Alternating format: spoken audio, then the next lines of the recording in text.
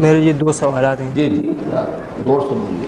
پرسوں کی نشست میں آپ نے فرمایا تھا کہ دنیا کی کسی بھی خطے میں اسلامی انقلاب برپا ہو سکتی ہے، اور وہاں کے لوگ یا حکومت پھر باقی دنیا کے مسلمانوں کو اگر مدد کے لیے پکارے تو سارے مسلمانوں پر ہجرت واجب ہو جائے گی۔ میرا سوال یہ ہے کہ اگر موجودہ حالات میں افغانستان یا کسی عرب ملک میں صحیح اسلامی انقلاب برپا ہو جائے اور وہاں کے حکمران یعنی خلیفہ مسلمانوں کو مدد کے لیے پکارے تو کیا ہم کو آپ کی قیادت میں ہجرت کریں گے یا آپ کی عمارت خود بخود ختم ہو جائے گی؟ اور دوسری بات یہ کہ آج کل کے قوانین کے تحت اگر حکومت سرحد پار کرنے کی آپ دوسری بات بعد میں کریں نا، پہلی بات ہو جائے کوئی حل نہیں، ترتیب میں آسانی رہے گی۔ کھڑے رہے، اتنے کمزور نہیں ہے، آخر پٹھان ہے جو میرے پاس تو ہے نہیں، آپ کے پاس ٹھیک ہے، باہر کا بھی ہے جو نہیں میں لگا رہا ہوں اس کو ایک ہی اس میں۔ جو بات میں نے عرض کی تھی اس کو پھر بھی دہرا رہا ہوں کہ دنیا کے کسی بھی خطے میں اگر صحیح اسلامی انقلاب برپا ہو جائے اور اسلامی ریاست و خلافت کا نظام قائم ہو جائے اور وہ دعوت دیں تو پھر واقعتاً ہجرت فرض ہو جائے گی۔ اور لیکن یہ کہ وہ صحیح اسلامی انقلاب ہو گیا یا نہیں، وہ واقعتاً اسلامی خلافت کا نظام قائم ہو گیا یا نہیں، یہ اسسمنٹ تو ہمیں کرنی ہوگی۔ لہذا جو مجھ سے بیعت کیے ہوئے ہیں وہ مجرد اس اعلان سے کہ کوئی کہہ دے میں نے فلاں گاؤں میں اسلامی نظام قائم کر دیا چل پڑو، تو آپ میں سے ہر ایک کو چلنے کی اجازت نہیں ہوگی۔ اس کی تو میں کروں گا اسسمنٹ کہ وہ واقعتاً صحیح ہے یا نہیں، پھر میرا فیصلہ ہوگا، اور اگر وہ اسلامی خلافت وہاں ہوگی تو اس کے بعد پھر میں اپنی بیعت سے آپ کو آزاد کر دوں گا، وہی خلافت کی بیعت ہوگی۔ لیکن اتنے بڑے اقدام کے لیے اصل فیصلہ مجھے کرنا ہوگا، اگرچہ اس میں باہمی مشاورت کے جو ہمارے اصول ہیں اور جو اس کا نظام ہے وہ ضرور بروئے کار آئے گا، لیکن آخری بیعت چونکہ مجھ سے تو فیصلہ بھی میرا ہوگا۔ باقی جی سرحد پار کرنے اگر حکومت نہ دے تو اس کا کیا صورتحال ہوگی؟ اصل میں یہ تو بہت ہی ایک استثنائی سی بات ہے، عموماً سرحد میں داخل ہونے سے روکا جاتا ہے، جانے سے کوئی نہیں روکا کرتا، اور آج کل کے زمانے میں جہاں آبادی کا بوجھ ہے جانے والوں کو کون روکے گا؟ یہ کشمیر والوں کو ابھی روکا، کشمیر تو اور بات ہے نا، اس لیے کہ وہاں تو ان کی حکومت روک رہی ہے نا، ہماری حکومت تو نہیں روک رہی۔ ہم نے بھی یہ روکا تھا۔ یہ تو خیر ایک وقت کا سٹنٹ ہے جو چل رہا ہے، کوئی نہ وہاں خلافت قائم ہوئی ہے نہ کوئی ایسا نظام ہے، اس سے آپ کیوں اپنی گفتگو کو جو ہے طوالت دے رہے ہیں؟ اگر کہیں اسلامی نظام قائم ہو جائے گا اور وہ دعوت دیں گے تو سرحد کاہے کو روکیں گے؟ پھر یہ کہ حکومت نہیں روکا کرتی، چلی جائے جتنا لوٹ جانا ہے، وہ تو جو افغانستان کی طرف ہجرت انگریز کے زمانے میں ہوئی تھی کسی نے روکا تھا؟ جاؤ، جانے والوں کو کوئی نہیں روکا کرتا، وہ تو روکتے تو ہیں آنے والوں کو۔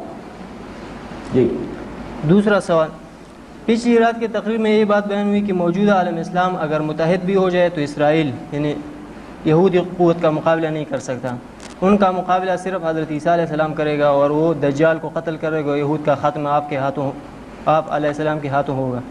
میرا سوال یہ ہے کہ اگر یہ سب طے ہے تو پھر ہماری اس ساری تگ و دو یعنی جدوجہد کا مقصد، ہمارے ذہن میں تو یہ بات پختہ ہو چکی ہے کہ ہم نے نظام خلافت قائم کرنا ہے، جو کہ موجودہ جیو ورلڈ آرڈر یعنی یہودی طاقت کے ہوتے ہوئے فی الحال محال نظر آتا ہے۔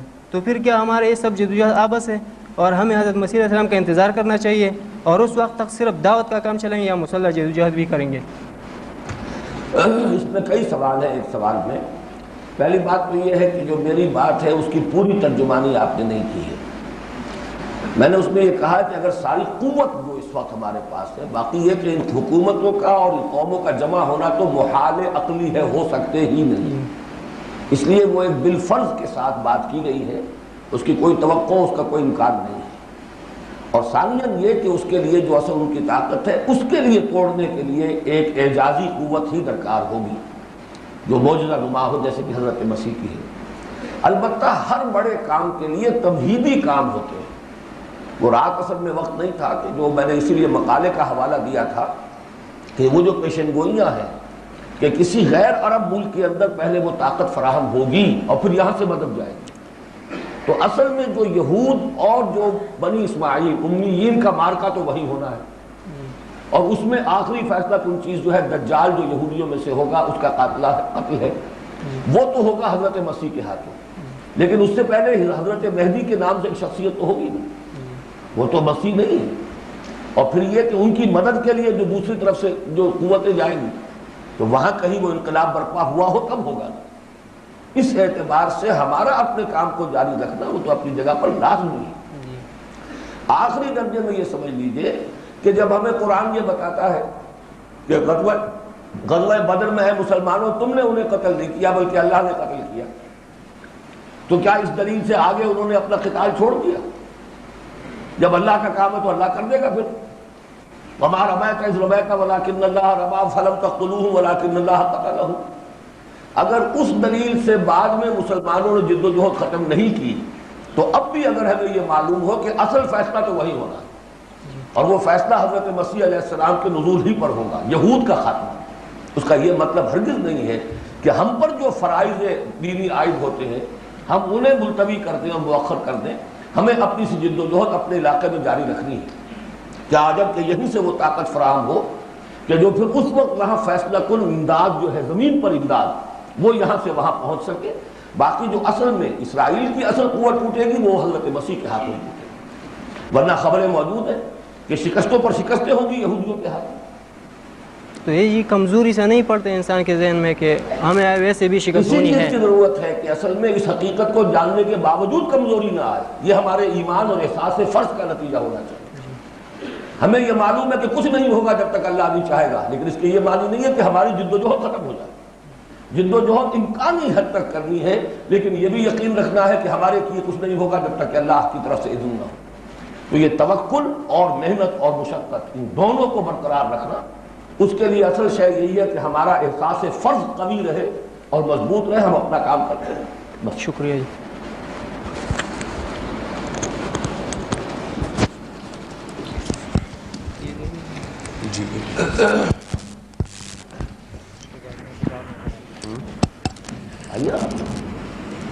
جی انشاءاللہ اللہ صاحب کا سوال ہے، اس کے بعد جو ساتھی آئیں گے ان کے نام میں بول دوں تاکہ وہ اسٹیج پر آ جائیں۔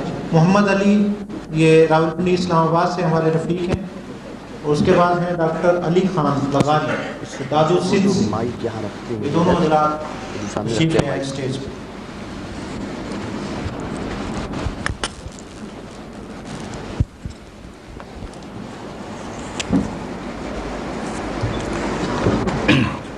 بسم اللہ الرحمن الرحیم۔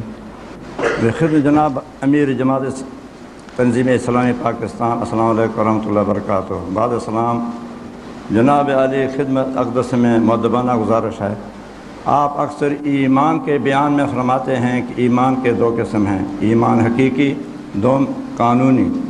اس قانونی کے قائل ہیں امام ابو حنیفہ رحمۃ اللہ۔ قانونی ایمان کی تعریف یہ ہے لا یزید ولا ینقص، نہ وہ بڑھتا ہے نہ کم ہوتا ہے۔ یہ بغیر حوالہ کے آپ فرمایا کرتے ہیں، براہ کرم اس کا حوالہ بیان فرمائیں۔ بندہ کا خیال ہے امام ابو حنیفہ کہ صرف اس کی نسبت درست نہیں ہے، اس کی تصنیف صرف فقہ اکبر ہے، کیا یہ مسئلہ اس میں ہے؟ دوسری بات پہلی بات تو یہ ہے کہ امام صاحب کا یہ موقف اتنا اظہر من الشمس، اتنا مشہور، اتنا عام کہ آج تک کسی نے اسے رد نہیں کیا۔ اس کے رد میں امام بخاری کو کہنے پڑا ہے کہ یزید و ینقص، امام بخاری بات کے ہیں۔ باقی یہ ہے کہ اس میں امام ابو حنیفہ صاحب کے موقف کی نقل کرنے میں مجھ سے ایک لفظی غلطی ہوتی رہی ہے، لیکن میں نے جو پچھلے سال محاضرات ایمانی، محاضرات قرآنی جو ہیں اسی موضوع پر کیے ہیں، بڑے مفصل 5 دن کے میرے لیکچرز ہیں، ان میں نے اس کی پوری وضاحت کر دی ہے۔ آپ اس کے آڈیو ویڈیو لے کر ان کا تفصیلی طور پر مطالعہ کر لیں، پھر اس موضوع پر کوئی آپ کو اشکال باقی رہ جائے۔ وہ بھی جو میں نے عرض کیا ایک لفظی غلطی تھی، ورنہ حقیقت کے اعتبار سے، مفہوم کے اعتبار سے جو کچھ میں نے بیان کیا وہ غلط نہیں تھا، لیکن ان کو پڑھ لیجیے، پھر اشکال ہوگا تو انشاءاللہ بقیہ اشکال رفع کر لیں۔ آگے میں نے عرض کیا ہے کیا ہوا بھائی؟ امام مرحوم کا جنازہ جیل خانہ سے نکلا، اگر بے عمل حضرات کے حق میں اس قدر بڑا فتویٰ دیا ہو، کیسے ٹکے گا یہاں پر؟ اصل میں وہ 3 مائک ہیں نیچے پھسل جاتے ہیں، ایک باہر کے اسپیکر کا ہے، یہ سب سے بہتر رہے گا اگر تو اسے پھر ٹیپ سے لگاؤ، ٹھیک ہے گا جی؟ نہیں ٹکے گا، نہیں ٹکے گا، کیا کر رہے ہیں؟ اس کو ٹیپ سے لگانا ہے تو لگاؤ، اسی طرح چلے گا، زور سے بولیں۔ اچھا جی۔ امام مرحوم کا جنازہ جیل خانہ سے نکلا، اگر بے عمل حضرات کے حق میں اس قدر بڑا فتویٰ دیا ہوتا تو قید خانہ میں نہ بھیجا جاتا، جبکہ ایمان کا یہ معنی نص صریح کے خلاف ہے۔ خود قرآن مجید میں صاف موجود ہے کہ ایمان جو عمل صالح کر ایمان کے تقاضے پورے فزادتہم ایمانا، اللہ ان کے ایمان کو زیادہ فرمائے گا، نص صریح ہے۔ ایسے امام کے بارے میں یہ کہنا کہ نہ زیادہ ایمان ہوتا ہے نہ کم ہوتا ہے، یہ اس کی تفکر اور اس کی باقی تفاسیر اور باقی اس کے جو تعلیمات ہیں فقہ اکبر کے کچھ ایک دن میں نے مطالعہ کیا ہے، وہاں یہ ہے کہ اللہ رب العالمین نے اس کائنات کو بنایا ہے، پہلے عقل کل بنایا، پھر حیولہ کے جو ایک بھاسم بھاسا ہے۔ سوال کیجئے، تقریر اب شروع مت کر دیجیے، جی سوال ختم ہو گیا آپ کا؟ جیسا بس ٹھیک ہے، تشریف رکھیے۔ اچھا، جواب یہ ہے کہ میں نے کبھی یہ نہیں کہا کہ خود حضرت امام ابو حنیفہ بے عمل آدمی تھے، وہ بہت باعمل آدمی تھے اور بہت ہی باعزیمت آدمی تھے، انہوں نے اس قدر دباؤ قبول کیا ہے لیکن خلافت بنی عباس میں عہدہ قبول نہیں کیا، قضا کا عہدہ نہیں تسلیم کیا، وہ تو بہت بات، لیکن بے عمل مسلمانوں کے لیے بھی انہوں نے گنجائش پیدا کی ہے، اور وہ بھی کتاب و سنت اور سیرت النبی سے۔ حضور صلی اللہ علیہ وسلم نے منافقین کو بھی کافر قرار نہیں دیا، یہ اس سے بڑی دلیل اور کیا ہو کہ مسلمان قرار دیے گئے ہو۔ اس اعتبار سے قانونی اسلام اور حقیقی ایمان میں جو فرق و تفاوت ہے وہ اتنی سطحی بات نہیں ہے کہ اس طریقے سے اس کے بارے میں گفتگو کی جا سکے، اس پر بھی میرے وہ پورے جو ہے کیسٹ کو سن لیں پھر گفتگو کریں۔ السلام علیکم۔ آپ دادو سے؟ نہیں جی، راول پنڈی اسلام آباد سے۔ اچھا، آپ نے 18 تاریخ کے خطاب میں دعوت و تبلیغ کے اتمام حجت کے دائرہ تک مکمل ہونے کے بعد اقامت دین کی منزل کی ابتدا ہوتی ہے کا ذکر کیا تھا۔ اتمام حجت یہی اصل میں غلطی ہے۔ اتمام حجت کے بعد جس چیز کا میں نے ذکر کیا ہے وہ ہے قتال کا مرحلہ، وہی اتمام۔ اب آپ نے تو اقامت دین کی جدوجہد کہہ دیا تو یہ غلط موقف ہو گیا نا 100%۔ اقامت دین کی جدوجہد تو اول دن سے اقامت دین کی جدوجہد ہے، دعوت کا مرحلہ بھی اسی کا ایک مرحلہ ہے۔ البتہ اصل فیصلہ کل بات یہ ہوگی کہ کب قتال کا مسئلہ شروع کرنا ہے، یہ ہے کہ جو پیسو ریزسٹنس سے ایکٹیو ریزسٹنس اور آرم کانفلکٹ ہو جانا ہے، اس مرحلے سے آگے گزرتے ہوئے یقیناً دیکھنا ہوگا کہ دعوت حق کا جو ہم نے ہمارے اوپر فریضہ تھا وہ ہم نے کما حقہ ادا کر لیا یا نہیں۔ میری مراد یہی ہے کہ اتمام حجت دعوت تبلیغ کا تعین کیا ہے، اس کی وضاحت فرما دیجیے۔ یہ تعین کو جو بھی قیادت ہوگی اس وقت تحریک کی وہ کرے گی۔ یہ اسیسمنٹ کے ان ایشوز میں سے ہے جن کے بارے میں میں نے منہج انقلاب نبوی میں لکھا ہے کہ یہ اجتہادی ایک فیصلہ ہوگا، اس میں غلطی بھی ہو سکتی ہے لیکن اجتہادی فیصلہ ہوگا۔ انبیاء کرام کے ذمن میں اس کے لیے علامت یہ ہوتی تھی جب قوم ان کو قتل کرنے کے درپے ہو جاتی تھی، تو جب کسی قوم کے اندر سے اس طرح کی صورتحال پیدا ہو جائے دعوت کے اتمام کے بعد، دعوت کا حق ادا کر کے، یہ نہیں کہ کوئی ذاتی رنجش سے قتل کرنے کے لیے اٹھ کھڑا ہو جائے دعوت کی وجہ سے، تو پھر اس کا امکان پیدا ہو جائے گا، لیکن اصل فیصلہ پھر بھی اس تحریک کی قیادت کرے۔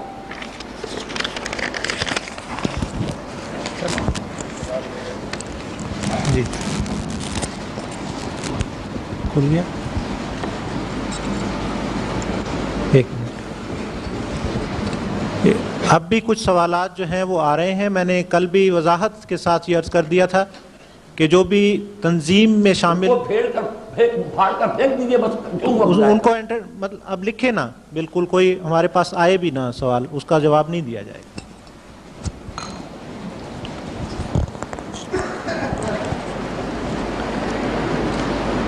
نظام خلافت کی شروعات کب ہوگی؟ اگر اس مرحلے پر جب کہ عوام کی اکثریت دین سے دور ہے، ایسے نظام کو شروع کرنا جو کہ ایک آدمی ایک ووٹ کی بنیاد پر ہو، اس بات کا قوی امکان ہے کہ ایسے لوگ خلیفہ منتخب ہو جائیں گے جو کہ اس پاکیزہ عہدے کے لائق نہ ہوں۔ نظام خلافت کی ابتدا اور ہے اور تحریک خلافت کی ابتدا اور ہے۔ ہم نے تو ہمیشہ سے یہ کہا ہے کہ نظام خلافت تو قائم ہوگا انقلاب کے بعد۔ ہم جو تحریک خلافت کا آغاز کر رہے ہیں وہ تو ہمارے اس دعوتی عمل کے عنوان کی تبدیلی ہے۔ خلافت کون سی آج ہم قائم کرنے بیٹھے؟ وہ تو انقلاب کے مراحل سے ہم گزر جائیں گے تو آخر اس کا کوئی اثر معاشرے پر ہوگا، کوئی ایسی مضبوط جماعت وجود میں آ چکی ہوگی، پہلے ٹیک اوور وہ جماعت کرے گی، الیکشن سے نہیں ہوگا۔ پہلے تو وہ جماعت انقلاب کے بعد جو بھی انقلابی پارٹی ہوتی ہے وہ ٹیک اوور کرتی ہے، البتہ اس کے بعد جو نظام بنایا جائے گا آگے چلنے کے لیے، اس میں ظاہر بات ہے کہ بدلے ہوئے حالات کے اندر نئے قوانین کے تحت انتخابی نظام بنایا جائے گا. ٹھیک.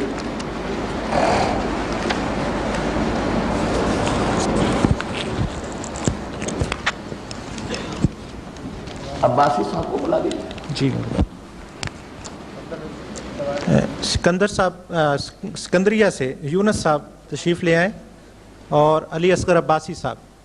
اس دوران میں ایک سوال میں پڑھتا ہوں اس لیے کہ یہ خواتین کی طرف سے آیا تھا، ہماری تنظیم کی رفیقہ ہیں.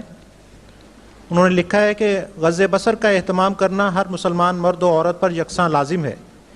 اس حدیث کی سند سے میں واقف نہیں. ایک مرتبہ ایک نابینا صحابی رضی اللہ تعالیٰ عنہ آپ صلی اللہ علیہ وسلم کی خدمت میں حاضر ہوئے. آپ صلی اللہ علیہ وسلم نے اپنی ازواج مطہرہ غالباً 2 تھیں سے اندر کمرے میں چلے جانے کا حکم دیا، جس پر انہوں نے عرض کیا کہ یہ نابینا ہیں اور ہمیں دیکھنے سے قاصر ہیں. آپ صلی اللہ علیہ وسلم نے فرمایا کہ تم تو نابینا نہیں، تم تو انہیں دیکھ سکتی ہو. آپ صلی اللہ علیہ وسلم نے یہ نہیں فرمایا کہ تم یہاں غض بصر کا اہتمام کرتی ہوئی بیٹھی رہو، بلکہ اندر چلے جانے کا حکم دیا. یہاں پر ہمارے لیے یعنی خواتین کے لیے دیکھ سکنے کا یک طرفہ سسٹم رکھا گیا ہے. ہم غض بصر کا اہتمام کر لیں تو یہ ہمارا فیل ہوگا. کیا آیا یہ دین کی اصل روح حاصل کرنے کے لیے ضروری ہے؟ آپ صلی اللہ علیہ وسلم کے فرمان کی خلاف ورزی تو نہیں؟ کہیں کوئی چور دروازہ تو نہیں؟ اگر ہے تو اس کو تسلیم کیا جائے، اگر نہیں تو دلیل دیجیے. یہ مسئلہ ہمارے ہاں جب سے ہم نے یہ شیشے لگائے ہیں ٹریفک والے، یہ کئی مرتبہ ہمارے کالج کے نوجوان ساتھیوں کی طرف سے بھی اٹھا ہے اور اب بہرحال خواتین کی طرف سے آیا ہے تو بھی یقیناً بہت متعلق سوال ہے. اس کے سبب میں مجھے میرا خیال ہے خاصی مفصل وضاحت کرنی ہوگی. دیکھیے پہلے اصولی طور پر یہ سمجھ لیجئے کہ پردے کا حکم عورت کو دیا گیا، مرد کو نہیں. نمبر 2، عورت کا مرد کو دیکھنا اور مرد کا عورت کو دیکھنا زمین و آسمان کا فرق ہے. مرد میں اپنے مزاج کے اعتبار سے اقدام اور فعالیت ہوتی ہے، طلب ہوتی ہے. عورت کے اندر نفسیاتی اعتبار سے گریز ہوتا ہے، پیچھے ہٹنا ہوتا ہے. اگرچہ سب عورتیں نہیں ہوتی اور سب مرد نہیں ہوتے، یہ دوسری بات ہے، لیکن جو بھی ایک طبعی نظام اللہ نے بنایا ہوا ہے جو بالعموم صحیح ہے وہ یہی ہے. تیسری بات یہ ہے کہ عورت تو باہر بھی نکلے گی پوری طرح برقع لے کر، پوری طریقے سے حجاب کرتے ہوئے، تب بھی اسے مردوں کو دیکھنا پڑے گا، ورنہ وہ کیا کرے گی؟ سڑک پر چلتے ہوئے، راستہ چلتے ہوئے کیا کرے گی سوائے اس کے کہ وہ اپنی موت کو دعوت دے. ان تمام چیزوں کو سامنے رکھیے تو بڑا فرق و تفاوت ہے مرد کا عورت کو دیکھنے میں اور عورت کے مرد کو دیکھنے میں. پھر جس قسم کی یہ روایت موجود ہے یہ اپنی جگہ صحیح ہے، چاہے سند آپ کو معلوم نہ ہو، لیکن اتنی ہی صحیح روایت یہ بھی ہے کہ حضور صلی اللہ علیہ وسلم نے حضرت عائشہ کو حبشیوں کا تماشا دکھایا اپنی اونٹ میں لے کر اپنے پیچھے سے، اور حضرت عائشہ دیکھتی رہی. اب یہ حبشی جو تماشا کر رہے تھے وہ تو اچھل کود بھی ہو رہی تھی اس میں، اور اچھل کود میں ظاہر بات ہے کہ مردانہ جو بھی مردانگی جسم کی ہے اس کا پورا اظہار ہوتا ہے، مردانہ قوت کا. یہ بھی حدیث ہے، یہ بھی سنت رسول ہو گئی، وہ بھی حدیث ہے، وہ بھی سنت رسول ہے. اب ان پہ ذرا سی ذہانت کی ضرورت ہے کہ اس کے فرق کو سمجھا جائے.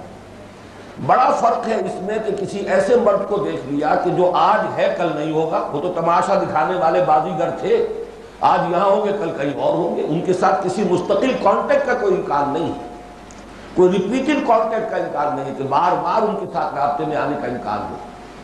جبکہ حضرت عبداللہ ابن مکتوم رضی اللہ تعالیٰ عنہ حضور کے ہاں ان کی آمد و رفت تھی، بلکہ جیسے معذور حضرات جو ہے، جیسے سورہ نور میں بھی ہے، وہ لوگ تو بیچارے اپنے رشتہ داروں کے گھروں میں پڑے رہتے تھے، معذور ہوتے تھے. انہی کے بارے میں کہا گیا ان پر کوئی حرج کی بات نہیں ہے، لیس علی الاعمی حرج ولا علی الاعرج حرج. تو یہ چونکہ حضرت عبداللہ ابن مکتوم کی بار بار گھر میں آمد تھی اور وہاں چونکہ زیادہ کانٹیکٹ کا امکان تھا، لہذا اس میں زیادہ احتیاط ہوتی ہے. تو ہر چیز کے اندر ایک حکمت ہے، ہر چیز کے پیچھے ایک دلیل ہے، اس کو سمجھنے کی کوشش کرنی چاہیے. اور خامخواہ لمبے چوڑے سوالات، چور دروازہ تو نہیں ہے اور فلاں تو نہیں ہے اور فتنہ تو نہیں شروع کیا جا رہا، اس ذہنیت اور انداز کو بدلنے کی ضرورت ہے. سوال میں استفہام کا انداز ہونا چاہیے. اس طرح کی چمٹی ہوئی باتیں کہنا جو ہے یہ خود اپنی ذہنیت کے غلط ہونے کی علامت ہے. بات پہلے سمجھیے, نہ سمجھ میں آئے تو پھر جو چاہے فتویٰ لگا دیجیے, لیکن سمجھنے سے پہلے سوال کے ساتھ ہی فتووں کی بارش کر دینا یہ کوئی سوال کا صحیح انداز نہیں ہے. آخری بات یہ ہے کہ اگر تو صرف سن لینے والی بات اتنی مؤثر ہوتی جتنا کہ آڈیو ویژول کا معاملہ ہے, تو پھر تو یہ کہ عورتیں گھر میں بیٹھی رہیں, آتی کیوں ہے؟ کاہے کو ہم دعوت دیں کہ وہ یہاں پر آئے؟ وہ اپنے گھروں میں بیٹھ کر کیسے سن سکتی ہیں. لیکن زمین و آسمان کا فرق ہے محض سننے میں اور سننے اور دیکھنے میں. جبکہ ان کے ساتھ کسی ذاتی رابطے کا کوئی امکان نہ ہو تو بات جب اس طرح کی ہو جائے گی تو جو حکمت تبلیغ ہے, حکمت دعوت ہے, اس کی جو مصلحتیں ہیں ان کو زیادہ پیش نظر رکھا جائے گا. یہ ہے در حقیقت اس پورے مسئلے کا حل, اور اس پر پورے انشراح صدر کے ساتھ ہم نے عمل کیا ہے. اور یہ شیشے نہ صرف یہ کہ ون وے ہے بلکہ ان کے پیچھے بھی جالیاں لگا دی گئی ہیں تاکہ وہ خواتین کو صرف دھندلی سی شکل جو ہے وہ نظر آئے اور اس کے اندر وضاحت نہ ہو. لیکن یہ کہ 3-3 گھنٹے کی تقریر کیسے کوئی سنے جبکہ مقرر بھی سامنے نہ ہو, یہ تو تقریباً ناممکنات میں سے.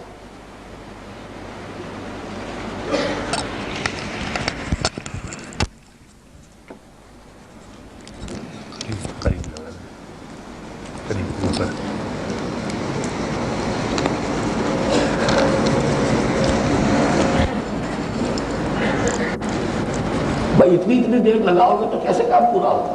السلام علیکم. میں معذرت خواہ ہوں کہ میرا سوال جو ہے وہ اردو میں ہونے کے بجائے انگلش میں ہے, کیونکہ پچھلے 20-25 سال سے میری اردو میں لکھنے کی عادت ختم ہو چکی ہے, لہٰذا میں اپنے آپ کا.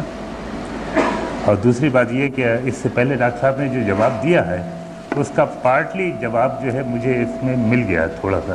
تو پھر پارٹلی سوال کیجئے, وقت بہت کم ہے. جس حصے کا بھی جواب نہیں ملا صرف وہ سوال آپ زبانی کر دیجئے, پڑھنے کی ضرورت نہیں ہے. پڑھنا ہی پڑے گا. جی اچھا پڑھ لیجیے.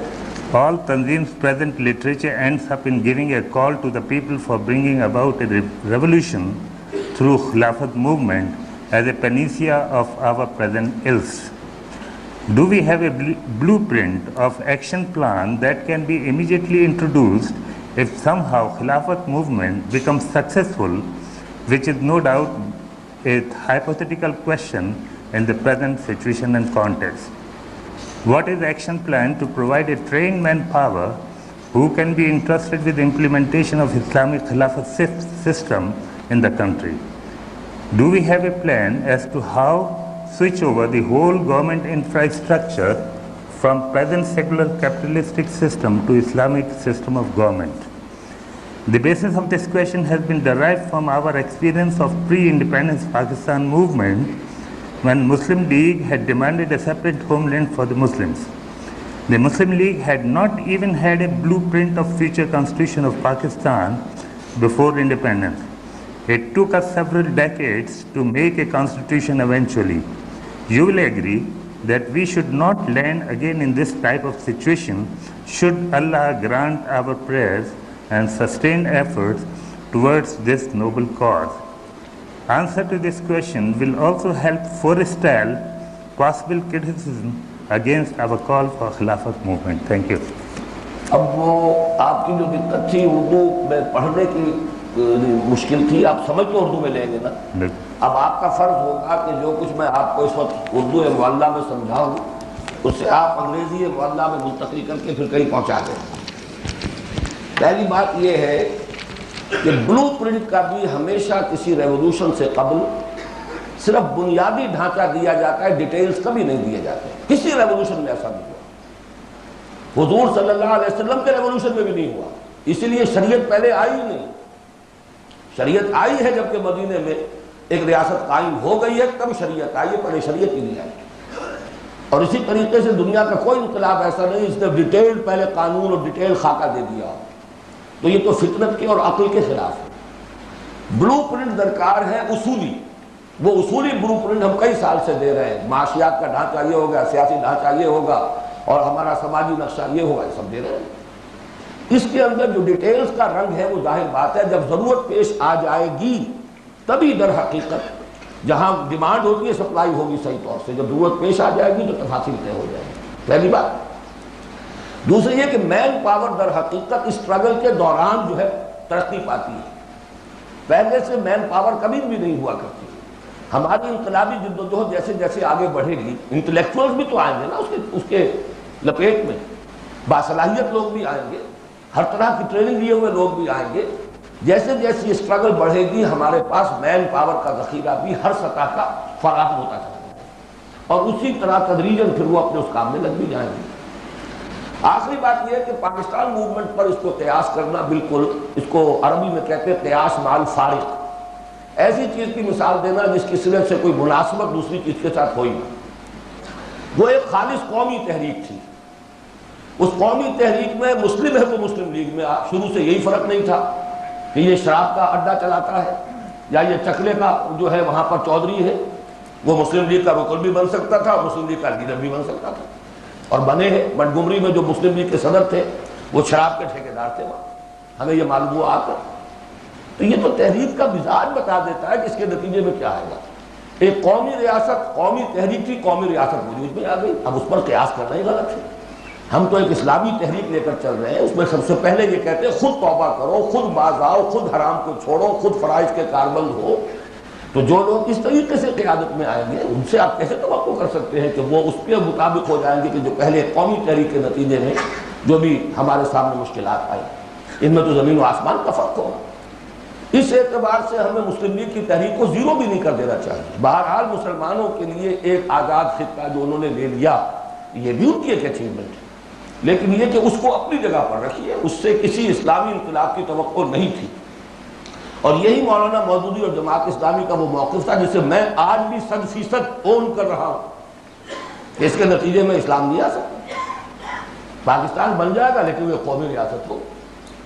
یہ بات اب یہ تو ان کی غلطی ہے کہ بعد میں آ کے اس قومی ریاست کی قومی سیاست میں خود بھی داخل ہو گئے، جو خالص غیر منطقی غیر معقول ان کی یہ تبدیلی تھی. تو اس چیز کو رکھیے ذہن میں. مسلم لیگ کی تحریک مسلم لیگ کی تحریک تھی، وہ اسلامی تحریک نہیں تھی، قومی تحریک تھی. چلیے اس سوال کو اور اس جواب کو اب آپ اچھی طرح لکھ کر دیجئے تاکہ کہیں اس کو بھیجا بھی جا سکے. انگریزی میں لکھیے بات، جواب میرا، میں دیکھوں گا صحیح ترجمانی کی یا نہیں. عباسی صاحب کے بعد عارفین کی باری ہے.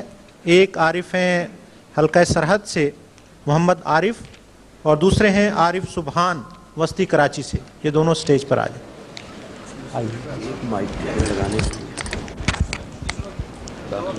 بھائی صاحب اوپر بھی کوئی بٹن ہو تو لگا لیں تاکہ یہ اوپر ذرا لگ سکے آپ کے.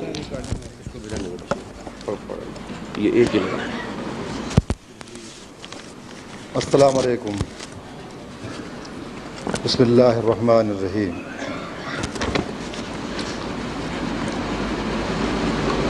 پوری امت جسد واحد کی مانند ہے.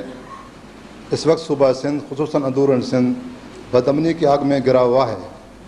تو کیا اس جلنے کی اثر تنظیم اسلامی پاکستان نے محسوس کرتے ہوئے کوئی اپنے پلیٹ فارم سے نہی عن المنکر باللسان کے مصداق کے تحت کوئی میثاق، ندا یا کسی اور جریدے میں کوئی اس یعنی برننگ مسئلے کو اٹھایا ہے؟ اس برننگ مسئلے کو ہم نے اٹھایا، ہم نے کتاب لکھی، کتاب چھاپی، پھر دورے کیے، لیکن جب ہمیں لوکل سندھ سے کوئی ریسپانس نہیں ملا. خود آپ آئے فارغ ہو کر اور اس کے بعد بغیر میری اجازت لیے واپس جا کے آپ نے سروس جوائن کر لی. باہر سے جا کر وہاں کیسے کام کریں جب تک کہ لوکل وہاں پر انصار موجود نہ ہو کام کرنے والا.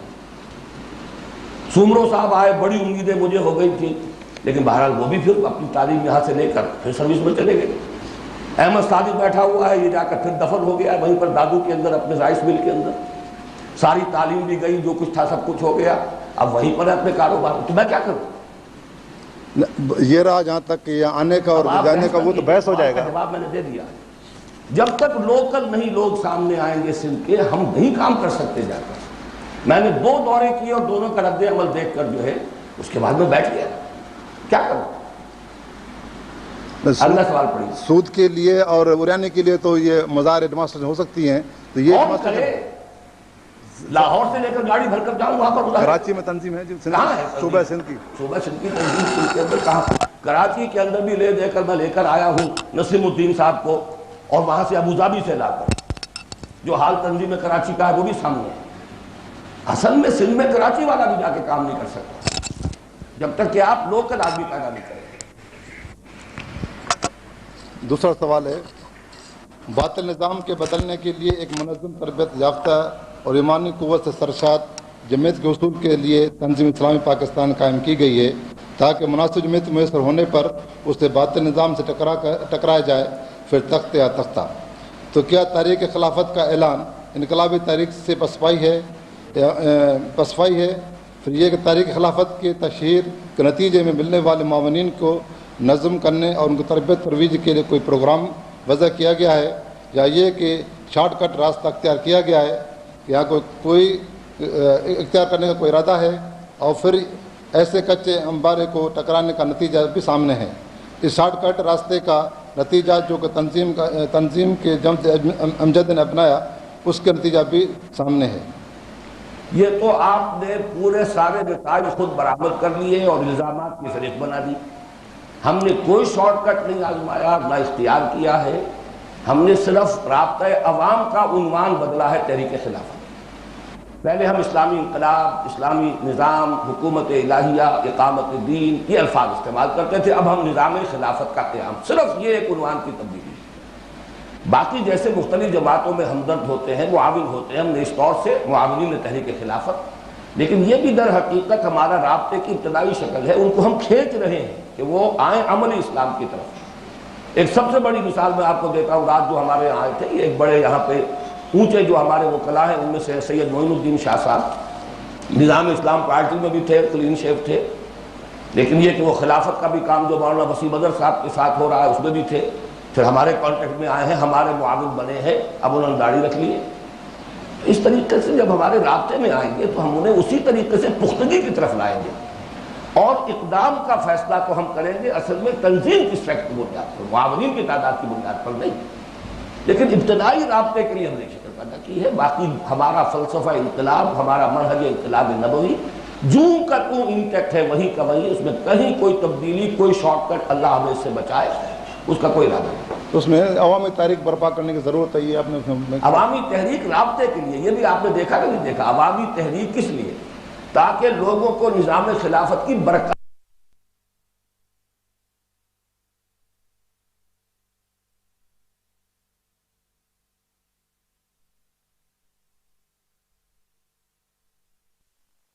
میں ہی جا کر تقریر کروں گا تو کتنی جگہ چلا جاؤں گا، 1500 آدمی سندھ کے اندر لگا ہوا اسی کام میں کہ نظام خلافت یہ ہے، تمہارے سارے مسائل کا حل نظام خلافت ہے۔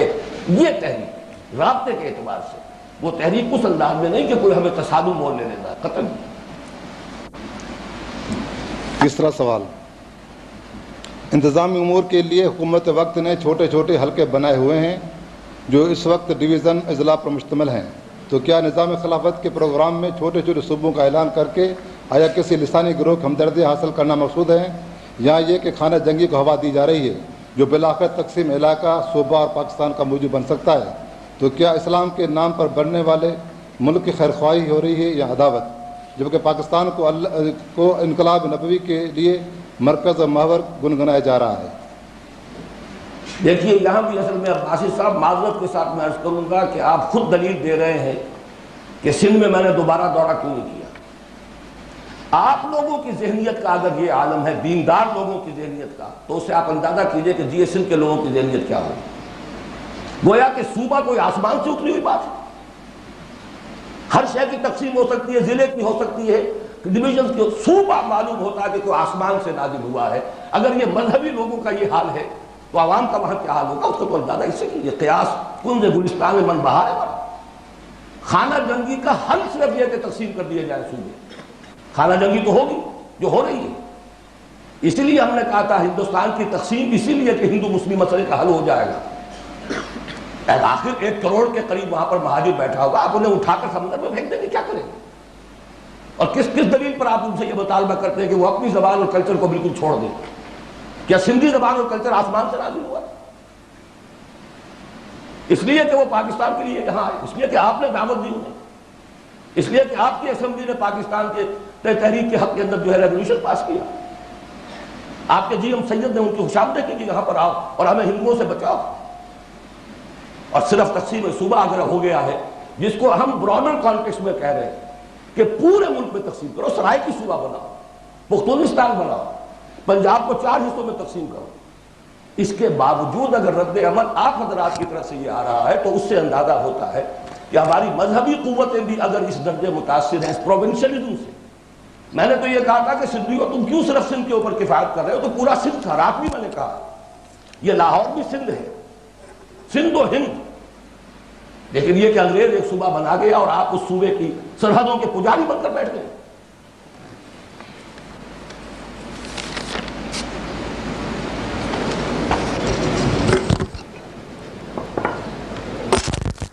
کراچی سے سبحان صاحب ہیں، وہ تشریف لائیں سوالات کے لیے۔ اس سے پہلے ملتان کے طالب صاحب ہیں، کوئی ان کا فون آیا ہے، وہ اٹینڈ کر لیں۔ ملتان سے طالب صاحب۔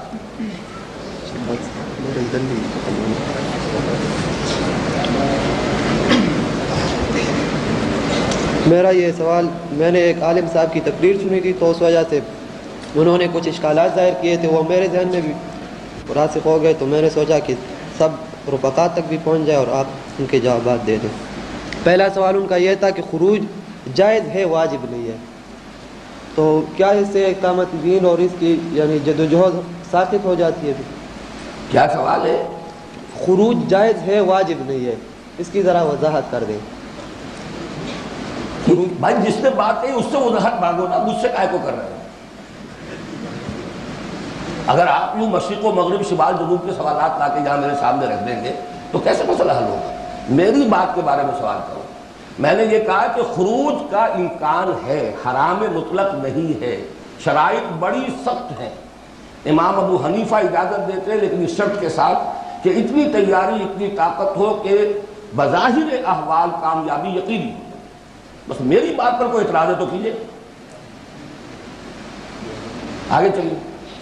دوسرا سوال انہوں نے یہ کیا تھا کہ اگر ایک حکمران کو عوام نے ہی منتخب کیا ہے تو اس کے خلاف خروج کیسے جائز ہے، جبکہ اگر حکمران فاسق و فاجر ہے تو اس کا مطلب یہ ہے کہ عوام دین سے لا تعلق ہے اور عوام کی اصلاح کے لیے طریقہ کار دعوت ہے، نہ کہ خروج۔ یہ صحیح ہے، ہم بھی یہ چاہتے ہیں کہ دعوت کے ذریعے سے ہی تو طاقت فراہم ہوگی نا، دعوت کے بغیر تو طاقت فراہم نہیں ہوگی۔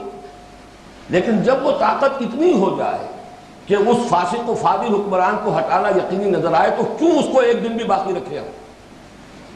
یہی انقلاب ہے۔ جب انقلابی طاقت میں نے عرض کیا آخری اقدام سے پہلے دعوت کیا اتمام حجت کے درجے تک پہنچانا ضروری ہے، جس سے پولرائزیشن ہو جائے گی، معاشرے کے جو نیک اور صالح اور سلیم الفطرت لوگ ہیں وہ جمع ہو جائیں گے، اور وہ بھی اتنی تعداد میں جمع ہو جائیں کہ بغاوت کا یقینی نتیجہ نظر آ رہا ہو، کامیابی، تب خروج جائے۔ اور اسی لیے ہم نے جو چیز تجویز کی وہ خروج نہیں ہے، ہم نے جو چیز تجویز کی ہے وہ ہے ڈٹرمنٹ، ڈسپلنڈ اور پرامن مظاہرہ۔ ہم پر گولیاں چلائیں اور اس کو ہم سینوں پر کھائیں، اللہ وہ وقت لائے ہماری زندگیوں میں، لیکن ہم نے تو خروج کو ایڈوکیٹ کیا ہی نہیں، صرف یہ کہتے ہیں کہ جائز ہے، وہ امام ابو حنیفہ کی رائے صحیح ہے۔ یہ نہیں سمجھ لینا چاہیے کہ کسی حالت میں بھی کوئی کتنا ہی فاسق و فاجر ہو اس کے خلاف خروج نہیں ہو سکتا، یہ بات صحیح ہے۔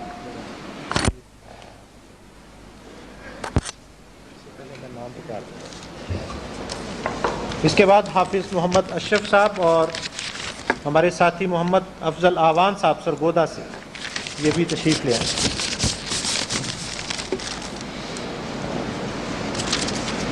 امیر محترم، میرا پہلا سوال یہ ہے کہ قرارداد تاسیس میں عملی تربیت اور تاثیر صحبت کی جانب خصوصی توجہ کی آپ نے دلائی ہے، برائے مہربانی ان دو کی وضاحت فرما دیجیے، مزید برآں ان کے حصول کا وہ ذریعہ بھی بیان فرما دیجیے جن سے آپ متفق ہیں۔ تاثیر صحبت اور عملی تربیت، جی اس کی تو جو عملی شکل ہے وہ ہم نے اختیار کی ہے نا، جسے ہم صحیح سمجھتے ہیں۔ ہمارے اجتماعات کس لیے ہوتے ہیں؟ کونوا مع الصادقین، وقت گزاریے کچھ عرصے، ہفتے وار لیول پر گزاریے، ماہانہ اجتماعات میں گزاریے، پھر تربیت گاہوں کا نظام ہے، 7 دن آئیے رہیے، سارا نظام تم کر رہے ہو کیا؟ ہم نے اسے خانقاہی نظام نہیں سمجھا ہے، خانقاہی نظام ہوتا تو وہ پھر میدان کے لیے نہیں ہوا کرتا، وہ تو پھر خانقاہی نظام اپنا چلتا ہے۔ ہم نے جو تربیت، جو تاثیر صحبت اور جو عملی تربیت ہم چاہتے ہیں میدان میں تسلسل کے ساتھ، اور اس کا یہ مسلسل ہے، درس قرآن ہے، درس حدیث ہے، ہماری تربیت گاہیں ہیں، اب 2 روزہ 3 روزہ پروگرام نکال دیں تاکہ سفر بھی ساتھ کرے، یہ سب انہی دونوں چیزوں میں ہے۔ دوسرا سوال بھی میرا پھر اس سے ریلیٹڈ ہو جاتا ہے کہ چونکہ آپ نے تزکیہ نفس کے لیے رفقا کو اجازت دی ہے کہ وہ اس سلسلے میں کسی مربی سے بیعت سلوک و ارشاد کر سکتے ہیں، اس کا نتیجہ یہ نکلتا ہے کہ اولاً تو ان کی توجہ نظم تنظیم کی طرف سے کم ہوتی ہے، ثانیاً وہی مربی تزکیہ نفس کرنے کے بعد رفقاء تنظیم کو آپ سے اور تنظیم سے قطع تعلق کا حکم بھی صادر فرماتے ہیں۔ تو جب ایک صحبت تاثیر ہمیں تنظیم سے مل رہی ہے تو میرا خیال ہے پھر اس کی ضرورت نہیں رہتی کہ وہ مربی کے پاس جائیں۔ یہ بہت ہی یعنی ذہانت پر مبنی اور بہت درست اور بہت صحیح سوال ہے، اور بلکہ سوال نہیں، لمحہ فکریہ ہے ہمارے لیے، اس پر غور کرنے کی ضرورت ہے۔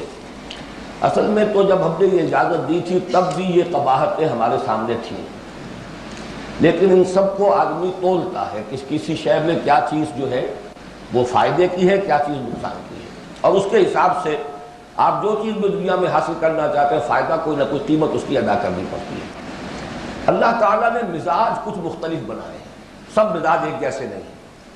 کچھ لوگوں کے مزاج اس طرز کے ہیں کہ وہ متحرک انقلابی تحریک میں فٹ نہیں ہوتے، تو اب ان کو زبردستی باندھے رکھنا کوئی فائدہ نہیں۔ اگر انہیں محسوس ہوتا ہے یہ تاثیر صحبت یہاں والی تو کافی نہیں ہے، ہمیں تو کسی خانقاہ میں جا کے بیٹھنا چاہیے، تو جاؤ بھائی۔ پھر اگر ان کا انقلابی فکر پختہ ہے تو وہ وہاں سے بھی واپس آئیں گے اور پورے زور شور کے ساتھ انقلابی کام میں لگ جائیں گے۔ اگر انقلابی فکر ہی خام تھا تو چلیے ٹھیک ہے، جدھر گیا گیا، ہمارے ساتھ بھی رہے گا تو کیا کرے گا، روز ڈانٹ ڈپٹ کھائے گا، کام کرے گا نہیں۔ اس سے اچھا ہے جہاں کی وہ چیز تھی وہیں پہنچ جائے، پہنچی وہیں یہ خاک جہاں کا خبیث ہے۔ ہمارے ہاں بہت سے لوگ آئے تو درس قرآن کے ذریعے سے، میرے درس قرآن کے ذریعے سے اسلام کے قریب آئے، پھر تبلیغی جماعت میں چلے گئے، کوئی حد نہیں۔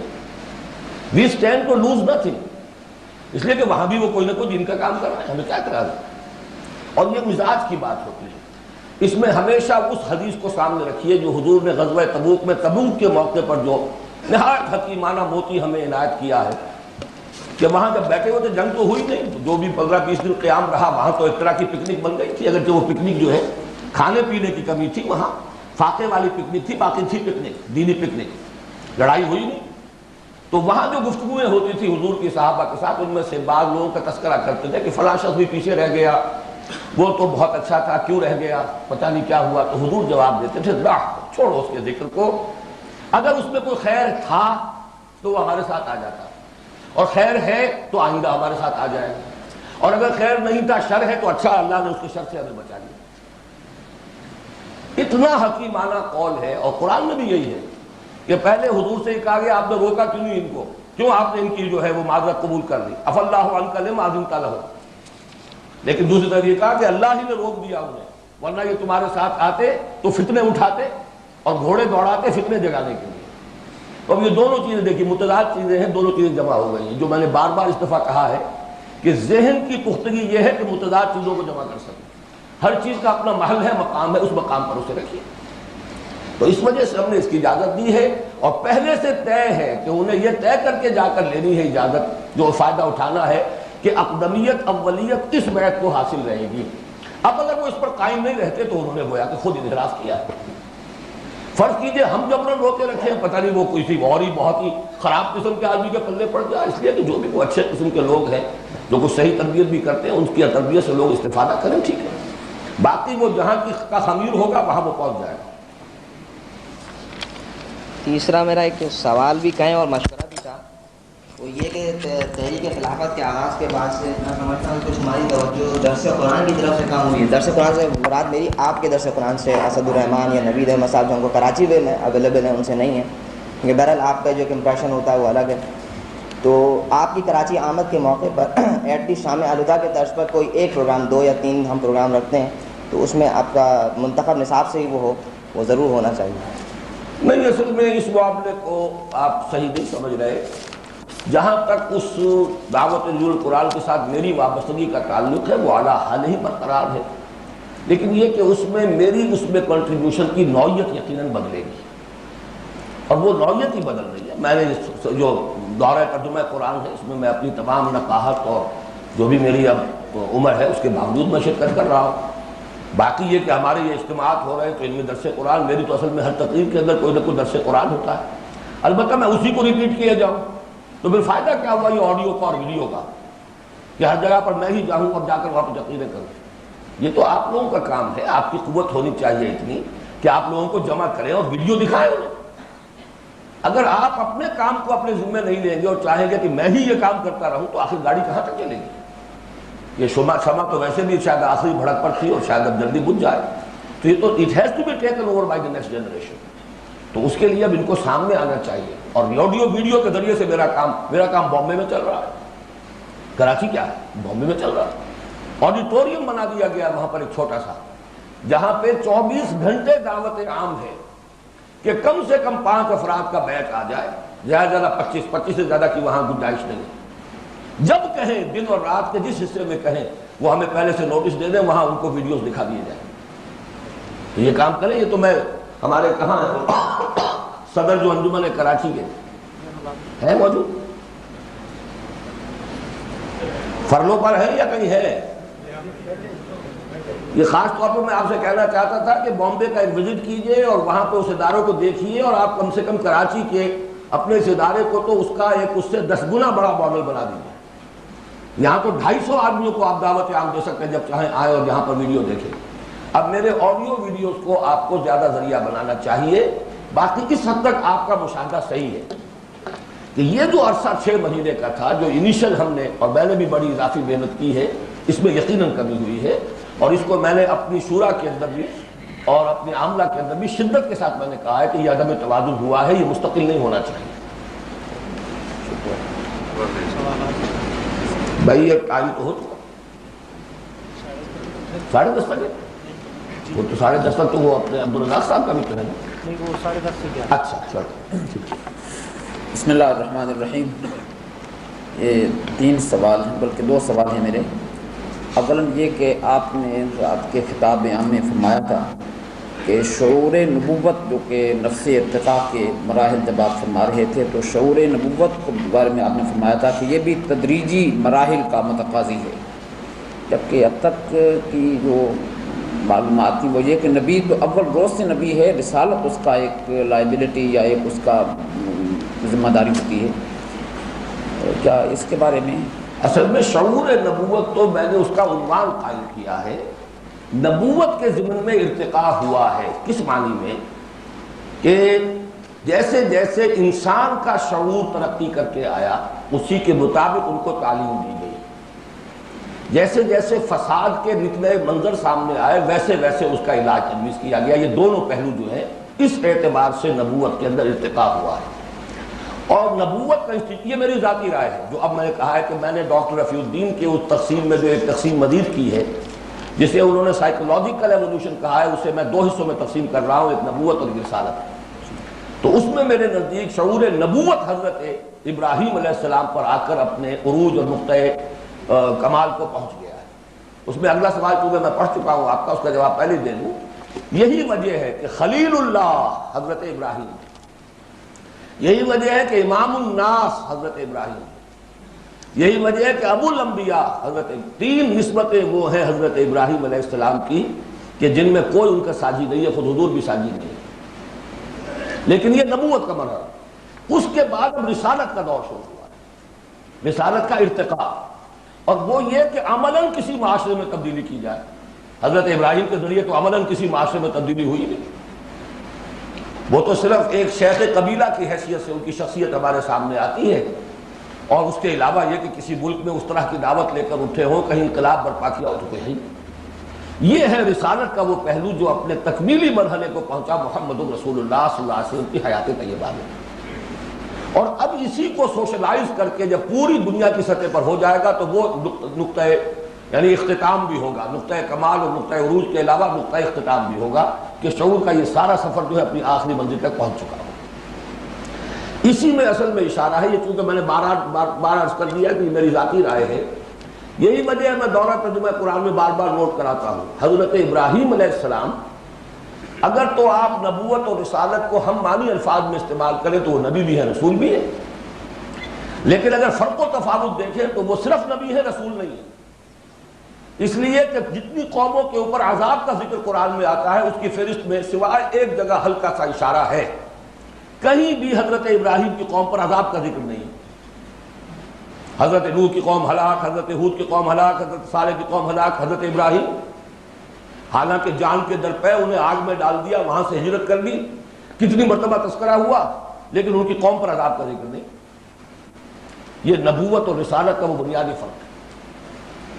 لیکن ویسے نبی اور رسول ایک دوسرے کی جگہ استعمال ہو جاتا ہے، اس معنی میں وہ رسول بھی ہے، نبی بھی ہے، لیکن یہ کہ یہ جو فرق ہے کہ رسول جب جاتا تھا، رسول کی دعوت کا انکار کرنے کے بعد قوم کا ایک بچہ بھی نہیں چھوڑا جاتا تھا، جیسے کہ حضرت نوح کی قوم اور حضرت ہود، حضرت صالح، حضرت شعیب، حضرت لوط، حضرت موسیٰ، ان کا یہ ہوا ہے اور یہی معاملہ ہوگا، کیونکہ حضرت مسیح رسول ہے، رسولاً الی بنی اسرائیل، اس لیے ان کی قوم نہیں بخشی جا سکتی، صرف یہ کہ ڈیفر کیا گیا ہے ان کے عذاب کو، عذاب استحصال کو، کہ جو اب آنے والا ہے۔ چلیے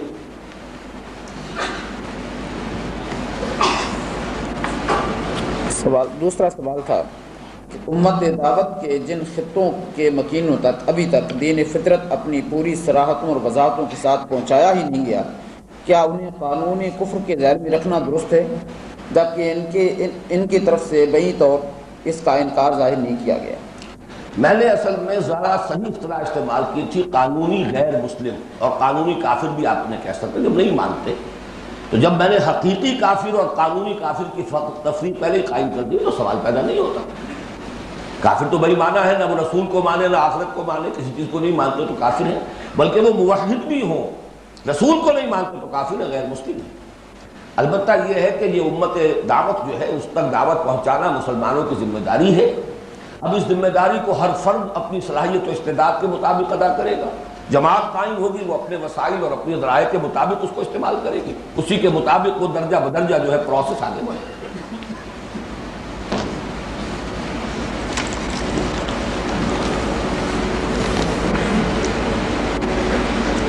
امیر محترم بیعت فی المعروف پر بہت زور دیتے ہیں، کیا امیر محترم نے خود بھی کسی کی بیعت کی ہے؟ یہ آپ کتنے عرصے سے تنظیم میں ہیں؟ تقریباً 2 سال۔ یہ مسائل اتنی مرتبہ زیر بحث آتے ہیں کہ یہ 2 بیعتیں بالکل جدا ہیں، ایک بیعت جہاد یا بیعت جو ہے اقامت دین کی، ایک بیعت جو ہے وہ بیعت ارشاد ہے۔ صرف بیعت ارشاد میں لازم یہ ہے کہ کسی سے پہلے وہ تزکیہ کرائے تو آگے بیعت لے سکتا ہے۔ بیعت جہاد میں اور اس بیعت کے اندر اس کی ضرورت نہیں ہے، یہ علماء دین کا اپنا متفقہ موقف ہے، اس پر تحریر شائع ہو چکی ہے میثاق میں، اور مولانا سید حامد میاں صاحب نے اس پر پوری وضاحت سے لکھا ہے، اس وجہ سے وہ لازم نہیں ہے۔ اور میں آپ کو آگے بتا دیتا ہوں کہ جو بیعت ارشاد ہے اس میں بھی ایک شق ایسی ہے کہ بغیر کسی اور کی بیعت کیے کوئی شخص جو ہے لوگوں سے بیعت لے سکتا ہے، وہ سلسلہ اویسیہ کہلاتا ہے۔ سلسلہ اویسیہ کہتے ہیں اسے ہیں کہ جن کو براہ راست فیض جو ہے حضور سے حاصل ہوا ہو اور وہ کسی اور مرشد سے انہوں نے اپنا تزکیہ نہ کرایا، تو سلسلہ اویسیہ کو تسلیم کیا جاتا ہے۔ جیسے حضرت اویس قرنی سے رضی رحمۃ اللہ علیہ، اس لیے کہ حضور سے ملاقات نہیں ہوئی، صحابی تو نہیں، لیکن یہ رحمۃ اللہ علیہ تابعین میں شمار ہوگا۔ مقام ان کا وہ ہے کہ حضرت عمر سے حضور نے فرمایا کہ ملاقات ہو تو اپنے لیے دعا کرانا اس سے، لیکن یہ ہے کہ ان کی حضور سے ملاقات نہیں تھی۔ اسی طریقے سے سلسلہ اویسیہ اسی نام سے چلتا ہے، باقی اس کے تحت دکانداری ہو رہی ہے یا حقیقت ہے یا نہ مسئلہ ہے۔ اصولی بات جو ہے وہ یہ ہے کہ یہ بھی اس شعبے کے اندر بھی مانا جاتا ہے، باقی اس شعبے میں اس کی چندنا ضرورت نہیں ہے۔ چلیے، پاکستان میں بہت سی دینی جماعتیں کام کر رہی ہیں، کیا یہ متحد ہو کر کام نہیں کر سکتی؟ دینی جماعتوں کے متحد نہ ہونے کی کیا وجوہات ہیں؟ یہ سوالات یہاں نہیں زیر بحث آ سکتے، یہ تو میں کہیں درس قرآن دیتا ہوں تو وہاں یہ سوالات آتے ہیں عام لوگوں کی طرف سے۔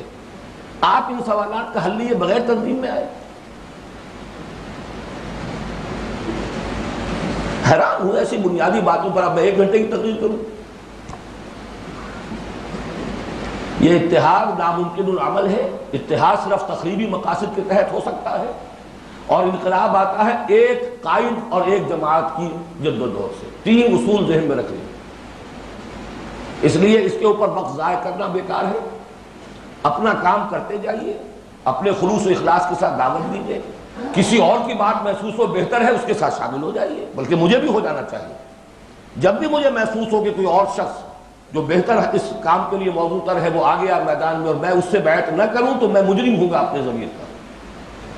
لیکن اس کے بغیر اتحاد کرا لینے اور متحدہ محاذوں کے تحت اب میں متحدہ شریعت محاذ کے تجربے کے بعد اس پر کوئی ایک منٹ بھی اپنا ضائع نہیں کرنا چاہتا، بار بار میں نے بیان کیا۔ تنظیم اسلامی کے فکر و کام سے ابھی تک بہت سے لاہور شہر کے لوگ بھی ناواقف ہیں۔ تو آپ بھی ناواقف کھڑے ہیں یہاں پر جو شامل ہیں۔ چلیے آگے۔ چوتھا سوال ہے، آپ جماعت کی دوڑ کو خرگوش کی دوڑ نہیں بنانا چاہتے، اس کے برخلاف جماعت کی موجودہ حالت کچھوے کی سی مثال ہے، کیا یہ تنظیم کی ناکامی نہیں؟ لیکن وہ جو مثال ہے ان میں کچھوا جیت جاتا ہے، خرگوش ہار جاتا ہے۔ چلیے آگے چلیے، بس ختم ہو۔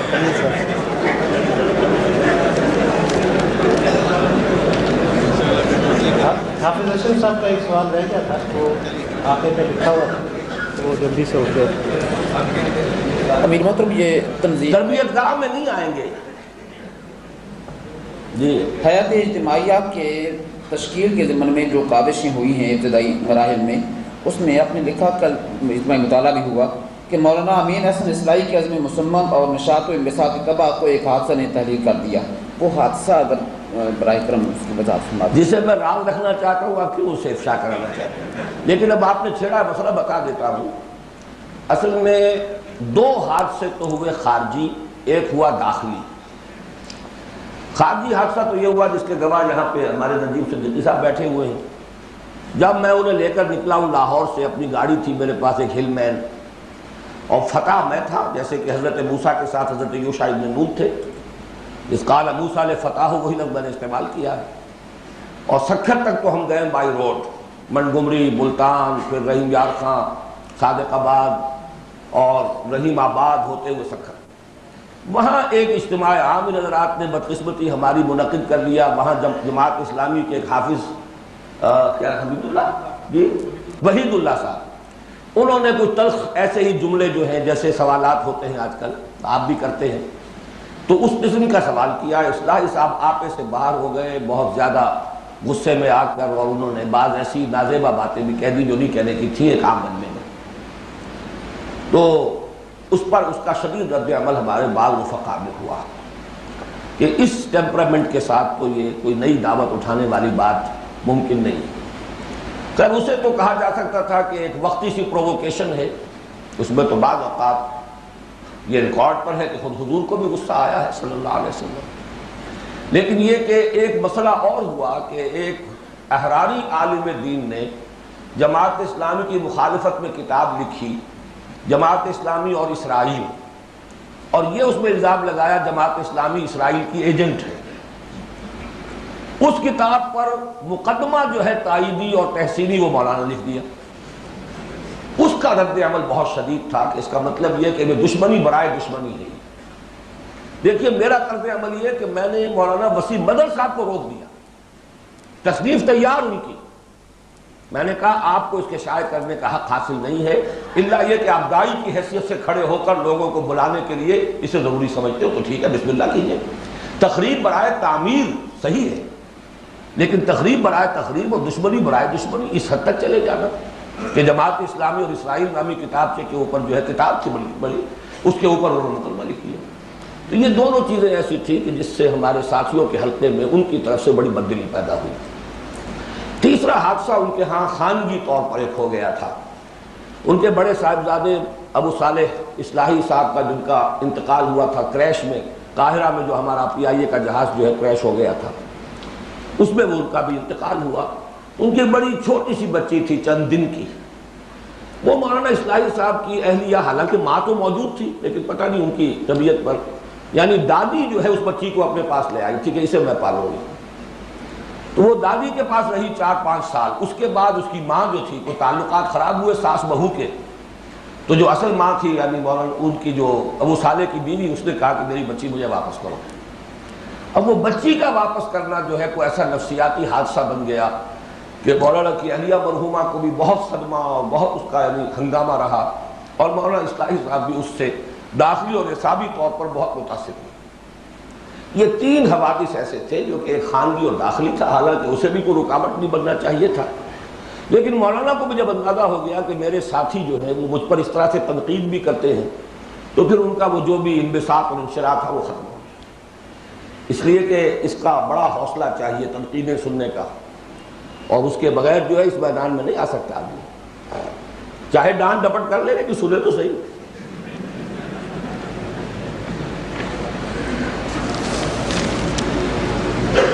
شفاء اللہ صاحب، مجھے یہ بات ٹھیک ہے، کھڑے ہو جائیے آپ۔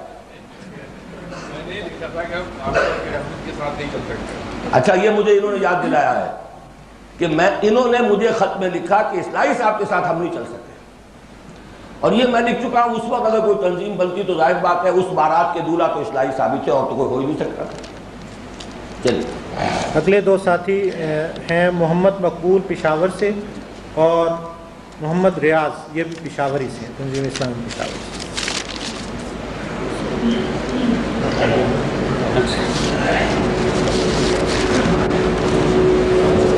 آپ پشاور سے؟ نہیں، میں فیصل آباد سے۔ رسول یہ 3 سوال ہیں جی میرے۔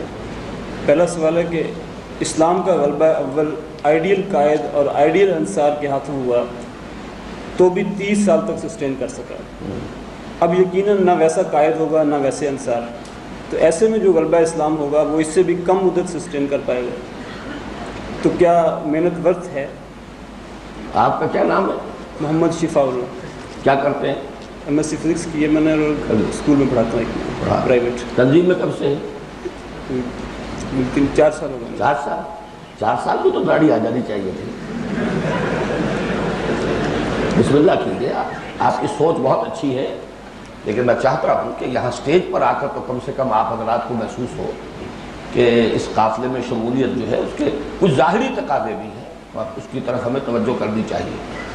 دیکھیے، یہ بات آپ نے جو فرمائی ہے صحیح ہے۔ آئیڈیل قائد، آئیڈیل قوم، آئیڈیل انصار، نظام صرف 30 برس۔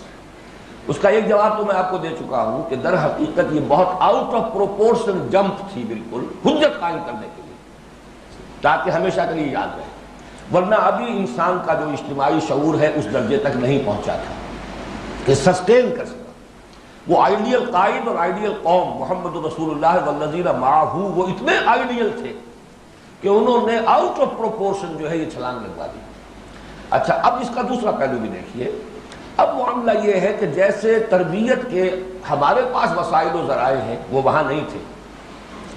قرآن کہتا ہے، سورہ توبہ میں کہتا ہے کہ کیوں نہیں ہر جگہ سے لوگ آئیں اور یہاں پر رہیں۔ کتنے بڑے پیمانے پر یہ ممکن تھا۔ تربیت یا ہوئی مکے کے اندر مہاجرین کی، یا پھر مدینے میں جو انصار تھے، باقی پورے ملک کے لوگوں کی تربیت ہوئی نہیں تھی، سرے سے ہو سکتی ہی نہیں۔ آج آپ کے پاس وسائل و ذرائع ہیں، ابلاغ کے ذریعے ہیں، آپ کے آڈیوز ہیں، ویڈیوز ہیں، لوگ یہاں سے 1000 میل کے فاصلے پر بیٹھ کر بھی ذہنی غذا حاصل کر سکتے ہیں۔ اس اعتبار سے، اور نمبر 2، اب انسان کا اجتماعی شعور بھی وہاں آ گیا ہے کہ اس کے لیے یہ چیزیں جو ہے اتنی زیادہ جو ہے ان کے ساتھ فرق و تفاوت والی بات نہیں رہی۔ انسانی مساوات، انسانی حریت، اس کے تو تمام کے تمام قائل ہیں۔ یہ دوسری بات ہے کہ ان ویلیوز کو جن نظاموں کے ذریعے سے وہ چاہتے ہیں حاصل کرنا، اس کے اندر جو ہے ٹھوکریں کھاتے ہیں، عدم توازن ہو جاتا ہے۔ لیکن یہ کہ یہ قافلہ رواں دواں تو اسی سمت میں ہے، جیسے کہ اقبال کے وہ 2 اشعار بارہا میں نے آپ کو سنائے، ہر کو جا بینی جہان رنگو بو، آنکھ یا خاک اس بروید آرزو، یاد نور مصطفیٰ اورا بحث، یا حروز اندر تلاش مصطفیٰ۔ سب سے بڑی بات جو تبدیلی آئی ہے وہ یہ کہ ریاست اور حکومت کا فرق وہ اس وقت نہیں تھا، آج ہے۔ آج ہم یہاں بیٹھے ہیں، آپ نواز شریف صاحب سے ہم تو خیر شریفانہ زبان میں اختلاف کرتے ہیں، لوگ گالیاں بھی دیں گے، ننگی گالیاں دیں گے، انہیں حق حاصل ہے۔ کوئی ان کے اوپر بغاوت کا مقدمہ نہیں لگا دے گا کہ نواز شریف کو گندی گالی دے دی، بغاوت کا مقدمہ لگا دے، جبکہ اس ریاست میں یہ تھا کہ جیسے ہی کوئی شخص کھڑا ہوا اس نے تنقید کی، وہ باغی ہو گئے۔ تو بڑا فرق ہے، اور اس میں یقیناً اب جب یہ نظام آئے گا، ویسے آخری بات وہ بھی دائم و قائم نہیں رہے گا، اس میں بھی زوال آئے گا۔ چنانچہ قیامت پھر آئے گی جبکہ اس پورے نظام کے دنیا میں گلوبل ڈومینیشن کے بعد پھر زوال آ جائے گا، پھر قیامت۔ دوسرا سوال ہے، آپ نے رات توجہ دلائی کہ بیسک ہیومن پوٹینشیل مکہ میں تھا، ادھر پاکستان میں مرد کوہستانی اور بندہ صحرائی سینٹرل پنجاب کی بجائے اپر پنجاب اور سرحد میں ہے، پھر بھی ہم نے اپنی تحریک کا مرکز پنجاب کو کیوں بنایا؟ تاریخی طور پر پنجاب کے لوگ غداری کی تاریخ رکھتے ہیں، لیکن یہ پنجابی ہے خود. یہ نہ سمجھیے کہ ایک پنجابی غیر پنجابی پنجابی پہ تنقید کر رہا ہے، یہ تو سیلف کریٹیسزم ہے. دیکھیے اصل میں تو یہ معاملہ ہوتا ہے اللہ کی طرف سے. مجھے امریکہ میں کیوں نہیں پیدا کیا؟ میں شکایت کر سکتا ہوں اللہ سے. مجھے تو اللہ تعالیٰ نے یہاں پیدا کیا ہے، پارٹیشن کے بعد مجھے یہاں پہنچا دیا. اس اعتبار سے جہاں آدمی ہے، جہاں لوگ اسے کچھ جانتے ہیں، وہیں پہ اس نے بات شروع کرنی ہے. اور یہ کہ دوسری جگہوں پر اب اسی لیے میں نے کافی ایمفیسس کے ساتھ جو ہے کوٹھوہار کے علاقے کو میں نے اس کے لیے جو ہے اپنی پرائرٹیز میں رکھا ہے. اور شمس العقابان صاحب کو یہاں سے ڈسپیچ کیا ہے وہاں، اس سے اگلا قدم بھی اٹھانے کی میں سوچ رہا ہوں. تو یہ ہے اپنی جگہ پر آپ کی بات صحیح ہے، لیکن یہ ہے کہ میرے لیے یہ ترتیب جو ہے کوئی آرٹیفیشلی اس کا اختیار کرنا، جبکہ وہاں مجھے کوئی جانتا ہی نہ ہو، نہ میں وہاں کی کوٹھوہاری زبان بول سکتا ہوں. وہ تو میں اجنبی ہی رہتا، وہ تو زبان ان کی اپنی ہے، کلچر ان کا اپنا ہے. لیکن یہ کہ اللہ تعالیٰ کو منظور ہوگا تو بلکہ کوٹھوہار سے آگے کوہستان کا علاقہ ہے، وہ اس سے زیادہ ہے، اس کے لیے زیادہ موضوع ہے. کوہستان کا جو علاقہ ہے یہ جو کہ گلگت کے اور سرحد کے درمیان ہے، یہ بہت زرخیز علاقہ ہے اس کام کے لیے. لیکن باہر سے جا کے آدمی کام نہیں کر سکتا. یا کرے گا تو وہ وہیں بیٹھ جائے، 10-20 سال میں وہاں اپنی جگہ بنائے پہلے، اور پھر وہ وہاں پر داعی کی حیثیت سے کھڑا ہو. جیسے ہمارے یہ صوفیہ کرام آتے تھے بیٹھ جاتے تھے، یہ نہیں کہ پھر وہاں سے چلے آئیں، بلکہ وہ وہیں بیٹھتے تھے. اسی طرح ہمارے امریکی دوست جو کہتے رہے کہ یہاں میدان زیادہ ہے، تو میں نے کہا 2 ہی راستے، یا تو میں پاکستان چھوڑ کے امریکہ میں آ جاؤں، یہاں پہ 2-4 سال کے بعد میں یہاں پر یہاں کے لیول کے مطابق بات کرنے کی پوزیشن میں ہوں گا، اس ایڈیم میں، اس انداز میں. لیکن میں نے تو بہرحال جہاں مجھے اللہ تعالیٰ نے پیدا کیا ہے، ایک ہی زبان کچھ ٹوٹی پھوٹی میں بول سک رہا ہوں، وہ اردو ہے. نہ عربی میں گفتگو یا تقریر کر سکتا ہوں، نہ انگریزی میں، اپنے اطمینان کی حد تک میں نہیں کر سکتا. اس میں جو بھی کچھ ہے، حالانکہ وہ اردو بھی میری پوری صحیح نہیں ہوتی. آخر اردو پنجاب میں آ گئی، 45 برس سے وہ پنجاب میں رہ رہا ہوں، تو وہ ظاہر بات. لیکن جیسے بھی ہے میں یہ سمجھتا ہوں کہ اپنی بات میں منتقل کر سکتا ہوں، تو وہیں پر مجھے اپنا پورا وقت لگانا چاہیے. تیسرا سوال ہے جی کہ عصر حاضر کا مرد کامل کے عنوان سے ایک کتاب آئی ہے، اس میں آپ پر 2 سجدہ ہے صاحب کا ذکر ہے اور ایک کی پیش گوئی ہے. ہماری طرف سے اس کا کوئی جواب نہیں آیا، اس طرف توجہ ہونی چاہیے. جواب کی ضرورت نہیں ہوتی، اس میں یہ کہ ایسی چیزیں آ رہی ہیں، آتی رہیں گی. باقی یہ کہ ہمارا عمل بتائے گا کہ ہم کیا ہیں کیا نہیں ہیں، ان کا عمل بتائے گا وہ کیا ہے کیا نہیں ہے. اس میں کوئی الجھنے کا فائدہ نہیں ہے. سجدہ سہو جسے وہ کہہ رہے ہیں کہ میں نے جماعت اسلامی سے لطف اختیار کی، میرے نزدیک وہ سجدہ سہو ہے ہی نہیں. وہ تو یہ ہے کہ جماعت اسلامی میرے نزدیک اس موقف سے ہٹی ہے تو میں نے اس کو چھوڑا. میں نے تو سجدہ سہو نہیں کیا. میرا تو دعویٰ یہ ہے کہ 19 برس کی عمر میں جو فکر بنیادی دینی فرائض دینی کے ضمن میں نے اختیار کیا تھا شعوری طور پر، آج تک اسی پر کاربند ہوں، نہ صرف ذہناً بلکہ عملاً. باقی عنوانات تبدیل کر لینا اس میں کوئی حد نہیں.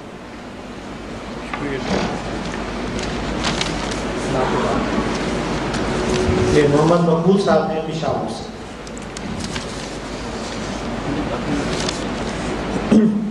السلام علیکم. یہ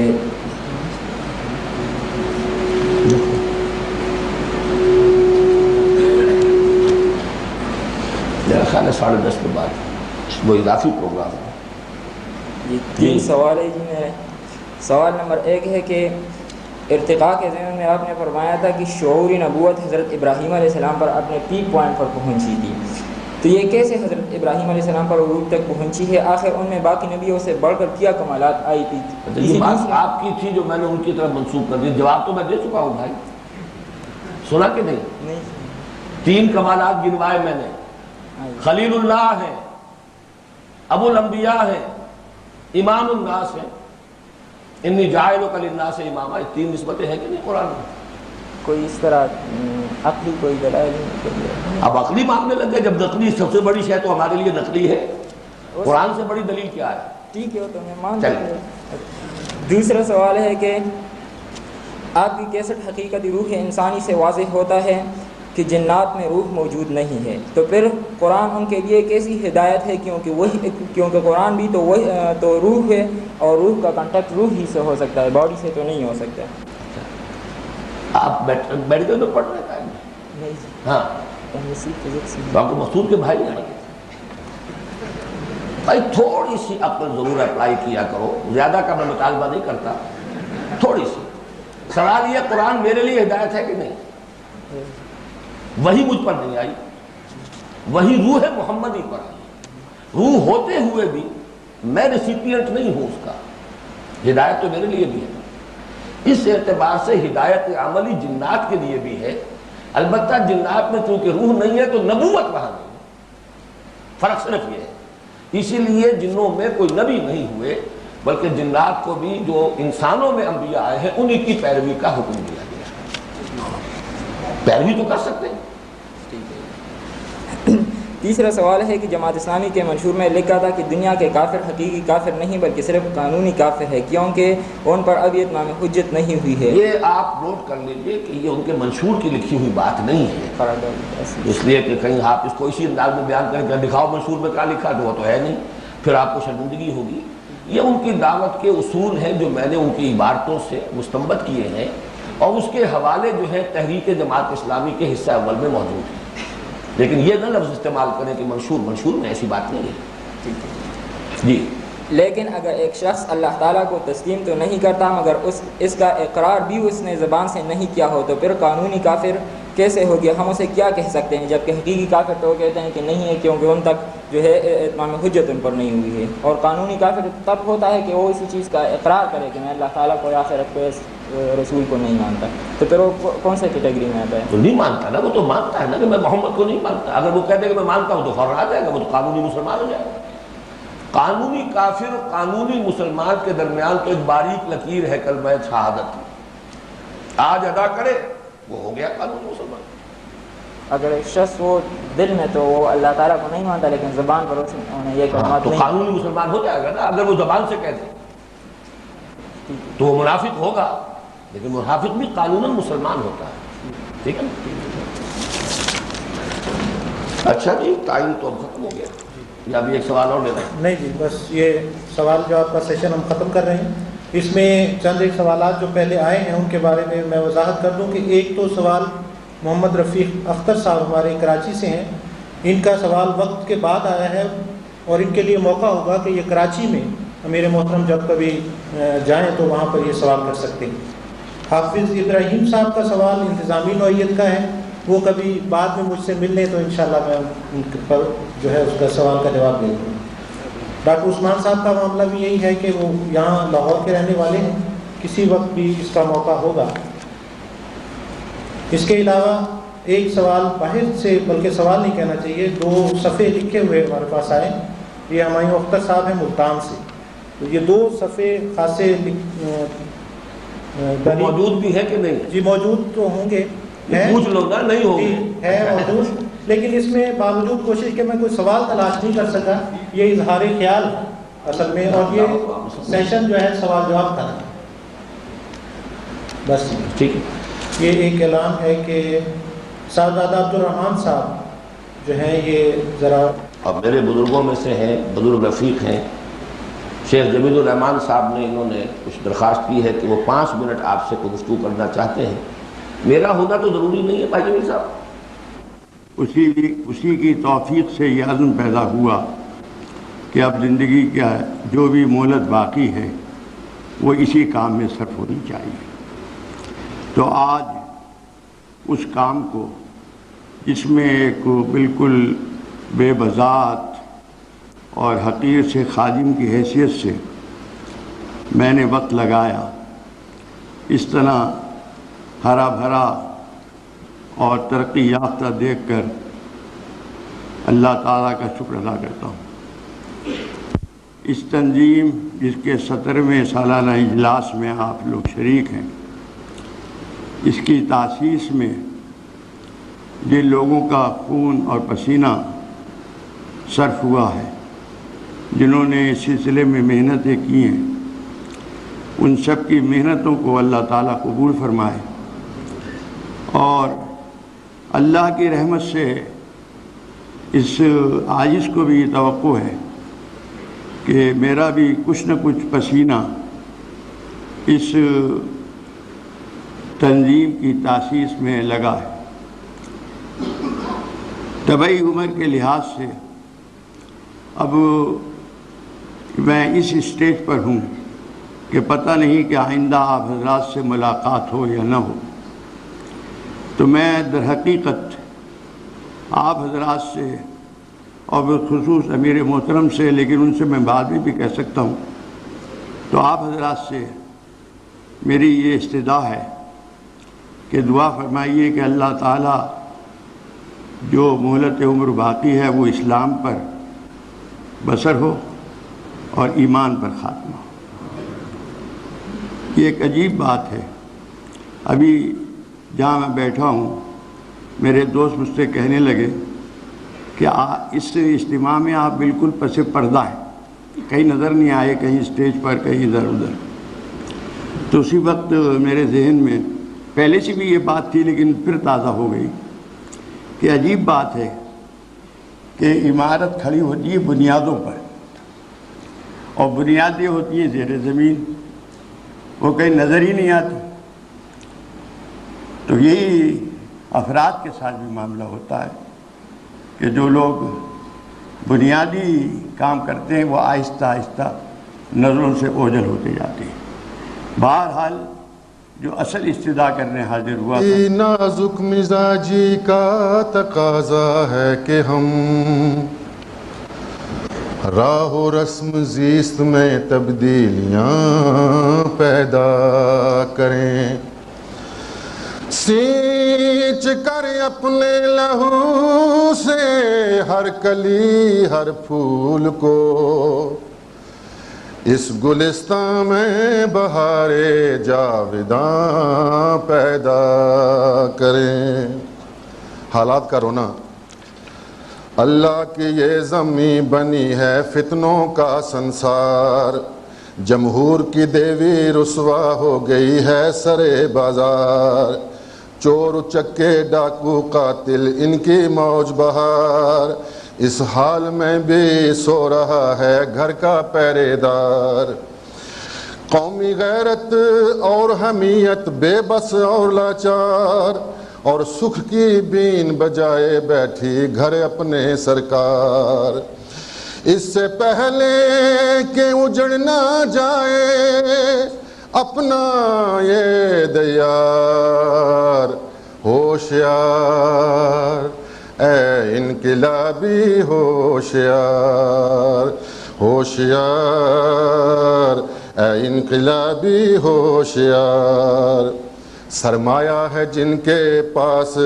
جاگیریں ہیں جن کے ہاتھ، وڈیرے بھی ان کے یار تو لٹیرے بھی ان کے ساتھ، طاغوتی بازار میں ان کی بنی ہوئی ہے ساکھ، انسانیت تو گویا ان کے پاؤں کی ہے راکھ، یہ خاص عناصر ہیں ہماری راہ کی دیوار، ہوشیار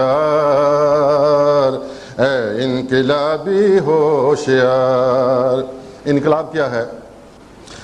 بن جائیں اللہ کے بندے یہ انقلاب ہے، چھوڑ دیں حرام کے دھندے یہ انقلاب ہے، توڑ دیں شیطانی پھندے یہ انقلاب ہے، چھپ جائیں جلباب میں ننگے یہ انقلاب ہے، قرآن سینوں کے اندر اترے یہ انقلاب ہے، رنگ جائیں اللہ کے رنگے یہ انقلاب ہے، حل ہوں امن امان کے مسئلے یہ انقلاب ہے، کھل جائیں انصاف کے رستے یہ انقلاب ہے، مٹ جائیں سب فتنے دنگے یہ انقلاب ہے، دین اللہ کے ہو جائیں غلبے یہ انقلاب ہے، اسلامی انقلاب کی راہ کرنی ہے ہموار، ہوشیار اے انقلابی ہوشیار۔ پیمانہ انقلاب، حضرت بلال کی جرت رندانہ ہے درکار، ابن عمیر کی ہمت مردانہ ہے درکار، حضرت خباب کا جذبہ پروانہ ہے درکار، اس راستے میں جینا اور مر جانا ہے درکار، کرب و بلا کے درجے کا پیمانہ ہے درکار، اپنے لہو اور جان کا نذرانہ ہے درکار، تب جا کے انقلاب کی رہا ہوگی ہموار۔ ہوشیار ہوشیار اے انقلابی ہوشیار، کرنے کا کام تن اپنا لگا ڈالیں، دھن اپنا لٹا ڈالیں، جو عطا ہیں توانائیاں اس راہ میں کھپا ڈالیں، آیات ربانی کو سینوں میں سجا ڈالیں، خوشبوئیں قرآنی کو ہر سو پھیلا ڈالیں، پیغام قرآنی کو جہاں نہیں پہنچا پہنچا ڈالیں، جہاں نہیں پہنچا پہنچا ڈالیں۔ اے دوستو اے ساتھیو یہ ہے وقت کی پکار، سینوں میں سجا لو قرآن کو یہی سب سے بڑا ہتھیار، اللہ بھی ان جیالوں سے کرتا ہے بہت پیار جو رات کے رہبان ہیں اور دن کے شہسوار۔ اب آ نکل میدان میں دے باطل کو للکار، ایک ہاتھ میں قرآن لو ایک ہاتھ میں تلوار، ایک ہاتھ میں قرآن لو ایک ہاتھ میں تلوار، ہوشیار ہوشیار اے انقلابی ہوشیار۔ آپ نے اور شمس الحق اعوان صاحب کے استاد